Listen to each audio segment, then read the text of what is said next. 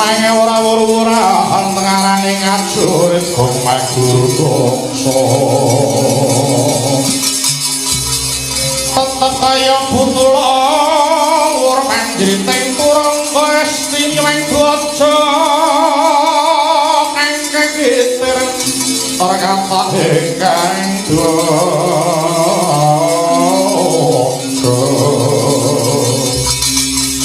What's layu sepi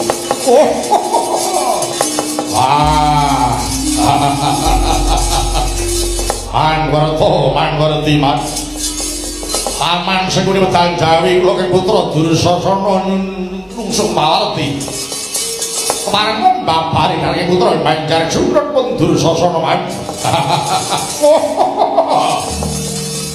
kula Dursasana nggih terus pundi nggonmu napa dawuh iki alambarana aksara nga telung perkara nga telu niku napa nga telu niku ngrumakke nggih ta terus ngeremke mripat terus ngantuk aja waton sasae nga telu kuwi ngrasakno ngrungokno lan nglakonana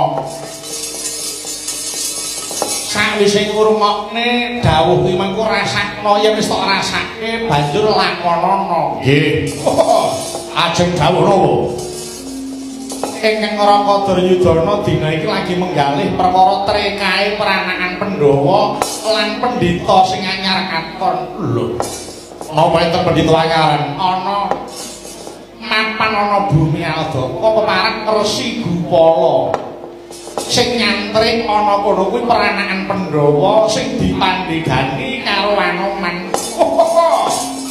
Wah, lah kok do nyantrik enten mriku.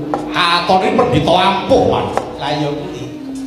Mula iki dadi ora rena penggali sinuwun jalaran kuwi mbebayani awit jangka nyebutake. Besok sapa sing perang Bratayuda kuwi unggul bakal nyekel Mangwasa Ngastina sadurunge kanthi dasar ki mau wae sing dadi kliliping Kurawa ora mung Pandhawa sak anak-anake dadi kliliping Kurawa. Iki pendhita anyar katon nglumpukke kekuatan tan ngurunga ana sambung rapete karo Pandhawa jalaran sing ana kono nyantrik anak-anak Pandhawa. Nggih. Sinuwun ora rena piye carane Resi Gupala kudu lunga saka makan kono. Lah terus niki mengke napa arep sida muluruk ten kene Resi Gupala iya no mapan ana bumi Aldaka ning kowe aja cilik antimu jalaran ana sabiyantu sinten iki ingkang biyantu Narendra saka Eka Cakra jejuluk Prabu Kirmira. Prabu Kirmira kuwi adine Prabu Baka. Prabu Baka biyen sing mateni Bratasena, mula iki Kirmira arep males marang patine kakange sing dipateni Werkudara biyen. Ya ngoten Kirmira ajeng mateni Pandhawa. Iya. Niku nek mati, Mas. Kula niku kok terus ora percaya kali kahanan to, Mas. Saben-saben ana wong arep ngrasani mateni Pandhawa niku entek-entekane kok mesti mletho niku, Mas.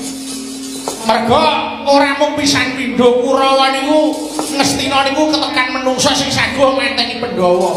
Pendhita pinten mawon sing wis tekan Ngastina, nggih to. Begawan Lumana, Kilat Buwana, Begawan Trilocana, Begawan Sankara Dewa. Nggih to. Niku kabeh do tekan kene, jare biyen gareng mateni Pandhawa nek glethek-pethele bubar jalan. Napa melih niki Prabu Kirmira? Lah wong kakang dhewe mati ane Werkudara napa melu mung adine. Pun yen mawon timbang kowe Joko Wiranan kabeh nek sampeyan sing wirang dhewe mangkat dhewe ora apa-apa. Sampeyan kuwirangan monggo ning aja ngejak rombongan ngoten lho. Nek sing kuwirangan sampeyan dhewe niku kancane ora isih. Ora kuwirangan kancane kudu melu nyoba kabeh. Surtayu kula wonten dawuh kowe takdu karo Gatotkaca wani apa ora? Nggih, kula wani kemawon. Swatama kula wonten dawuh kowe takdu karo Antarja wani? Nggih, kula wani. Citraksi kuku lho kowe tak du karo Pendhok kepareng lenggah sekeca mangke kula piyambak sing mateni Werkudara men badhe kula kokop getihe Werkudara men badhe kula kokop getihe Puntadewa men cangkire nek omong kok waton jeplak bae alah ku karo bojomu wedi kok karo bojomu karo bojone ning omah kok risah-isahe manut. Bae sur tayu nggih padha master kemanggane ngikuti memean. Kurawa kaya mung gleleng ing karep do wedi bojone kabeh. Sing ora iso apa-apa Suwantama niki Suwantama tunggone wida. Wis ben kapoke kapan doan. Wis ora sah kowe dadak ngejlokke rasane kanca dhuwurke rasane musuh. Alah, ora usah dijlokke wis asal dhewe-dhewe kok. Bakune Prabu Kirmira bakal mateni Pandhawa. Sira kabeh wenang sabiyantu. Heh, yen pancen ngateni sedika sak kedhaopan. Swatama kula wonten dawuh, mara metu njaba perintah Naparawati Paramatapasilan.